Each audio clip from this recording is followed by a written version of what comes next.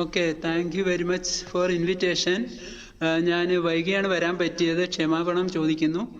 ഈ വിഷയത്തെക്കുറിച്ച് പറയാൻ ഞാൻ തിരുവനന്തപുരം DMO ആയിരുന്നു 2015 വരെ. അപ്പം നമുക്കൊരു നിയമമുണ്ട്, ഒരു സ്ട്രക്ചർ ഒരു 10 വർഷം കഴിഞ്ഞാൽ ഒരു കെട്ടിടത്തിൻ്റെ അല്ലെങ്കിൽ ഒരു സ്ട്രക്ചറിൻ്റെ സ്ട്രക്ചറൽ സ്റ്റെബിലിറ്റി ഓരോ വർഷവും അത് കൺസേൺഡ് ഒഫീഷ്യൽസിനെ കൊണ്ട് സ്ട്രക്ചറൽ സ്റ്റെബിലിറ്റി നോക്കണമെന്ന് നിയമമുണ്ട്. എന്നിട്ട് സ്റ്റേബിൾ അല്ല എങ്കിൽ അത് അടച്ചുപൂട്ടേണ്ടതാണ്. അടച്ചുപൂട്ടുകയും പ്രവേശനം ആർക്കും അനുവദിക്കാൻ പാടില്ലാത്തതാകുന്നു. പക്ഷെ ആ ഒരു വിഷയത്തിൽ ഇവിടെ കോട്ടയത്ത് പാളിച്ച സംഭവിച്ചിട്ടുണ്ടോ എന്ന് സംശയമുണ്ട്. കാരണം അവിടെ അടച്ചുപൂട്ടിയിട്ടിരുന്നോ അല്ലെങ്കിൽ പ്രവേശനമില്ല എന്ന് ബോർഡ് ഉണ്ടതായിട്ടൊന്നും അറിവില്ല. സ്ട്രക്ചറൽ സ്റ്റെബിലിറ്റി ഉണ്ടെങ്കിൽ ഓക്കെ, എങ്കിൽ പോലും ഓരോ വർഷവും ഇത് അസസ് ചെയ്യണമെന്നുള്ളതുണ്ട്.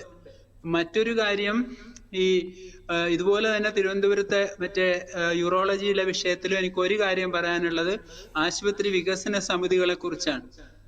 ആശുപത്രി വികസന സമിതികള് വാസ്തവം പറഞ്ഞാൽ ഈ ജില്ലാ ആശുപത്രി, ജനറൽ ആശുപത്രി പോലുള്ള മേജർ ആശുപത്രികളിലെ ആശുപത്രി വികസന സമിതി സൂപ്രണ്ടിന്റെ തലവേദനയാണ്. കളക്ടർക്ക് സമയമുള്ളപ്പോൾ MP-ക്ക് ഡേറ്റ് ഉണ്ടാവില്ല, MP-ക്ക് ഡേറ്റ് ഉള്ളപ്പോൾ MLA-ക്ക് ഡേറ്റ് ഉണ്ടാവില്ല. അപ്പൊ ആശുപത്രി വികസന സമിതിയുടെ ഇത് വികേന്ദ്രീകരിക്കണം എന്നാണ് എൻ്റെ അഭിപ്രായം. കുറെ കൂടെ താഴ്ന്ന level superintendent, deputy superintendent, DMO അതുപോലുള്ള അധികാരികൾക്ക് ചാർജ് കൊടുത്തുകൊണ്ട് കുറെ കൂടെ സുതാര്യമാക്കുകയും സ്ട്രിക്റ്റ് ആയിട്ടും ഓരോ മാസം അല്ലെ 1.5 മാസത്തിൽ ഒരു ആശുപത്രി വികസന സമിതി കൂടുകയും രാഷ്ട്രീയത്തിന്റെ അതിപ്രസരം ഒഴിവാക്കിക്കൊണ്ട് വേണ്ടത് ചെയ്യാനുള്ള സാമ്പത്തികവും അനുവാദവും നൽകുകയുമാണ് ആ വിഷയത്തിൽ വേണ്ടതെങ്കിൽ ഈ രംഗത്ത് ഒരുപാട് മാറ്റം വരും. ഈ സ്ട്രക്ചറൽ സ്റ്റെബിലിറ്റിയുടെ പറഞ്ഞത് അത് സ്റ്റേബിൾ അല്ല എങ്കിൽ നിർബന്ധമായിട്ടും അടച്ചുപൂട്ടുകയും ബോർഡ് വെക്കുകയും ആരെയും കയറാൻ അനുവദിക്കാതിരിക്കുകയും വേണം. അത് ഇവിടെ സംഭവിക്കുന്നില്ല. മറ്റൊന്ന്, പലത്തും ഉള്ളൊരു പ്രശ്നമാണ്, നമുക്കിപ്പോ ഒരു ചെയ്യാൻ എന്തെങ്കിലും ഇപ്പൊ ഒരു സൂപ്രണ്ട് ആവട്ടെ അല്ലെങ്കിൽ ഒരു ഡെപ്യൂട്ടി സൂപ്രണ്ട് ആവട്ടെ, ഒരു കേടായ ഒരു ബിൽഡിംഗ് ഉണ്ടെന്ന് കരുതുക ഒരു സ്ഥാപനത്തില്. സത്യം പറഞ്ഞാൽ അത് ഡീമോളിഷ് ചെയ്യേണ്ടതാണ്. പക്ഷെ ഒരുപാട് നിയമങ്ങളാണ് അത് ഡീമോളിഷ് ചെയ്യാൻ. അത് ചെയ്യണം അല്ലെങ്കിൽ ഒബ്ജക്ഷൻ വരുമോ, എന്റെ പെൻഷൻ മുടങ്ങുമോ, ഇത്തരം ഭയം പല ഉദ്യോഗസ്ഥർക്കും ഉണ്ട്.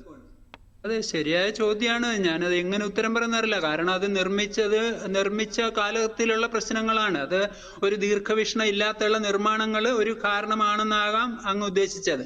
അത് ശരിയാണ്, അതായിരിക്കാം അതിന്റെ കാരണമെന്നേ പറയാൻ കഴിയും. അപ്പോൾ ദീർഘവീക്ഷണത്വം ഇല്ലാതെ ഉള്ള നിർമ്മാണങ്ങളുടെ അനന്തര ഫലമായിട്ട് അതിനെ എടുക്കാവുന്നതാണ് കിഷോർ. അതെ, അതാണ് ഞാൻ നേരത്തെ സൂചിപ്പിച്ചത്. സത്യം പറഞ്ഞാല് നിയമങ്ങൾ ലഘൂകരിക്കണം.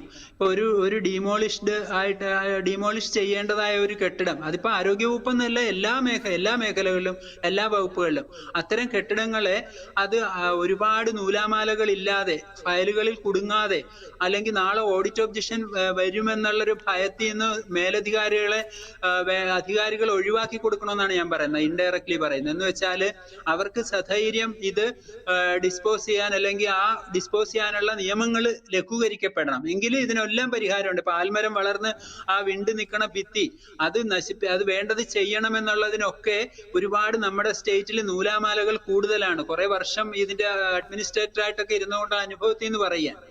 അപ്പൊ അതിനൊക്കെ 2 ആവശ്യമാണ് ഞാൻ ഉദ്ദേശിച്ചത്. ഒന്ന്, നിയമങ്ങൾ ലഘൂകരിക്കണം. 2, നേരത്തെ പറഞ്ഞ ആശുപത്രി വികസന സമിതികളുടെ അധികാരം വികേന്ദ്രീകരിക്കണം, താഴേക്ക് കൊണ്ടുവരണം അധികാരം. ഇത് രണ്ടും ചെയ്താൽ ഒരുപാട് മാറ്റം ഉണ്ടാകുമെന്നാണ് എന്റെ വിശ്വാസം.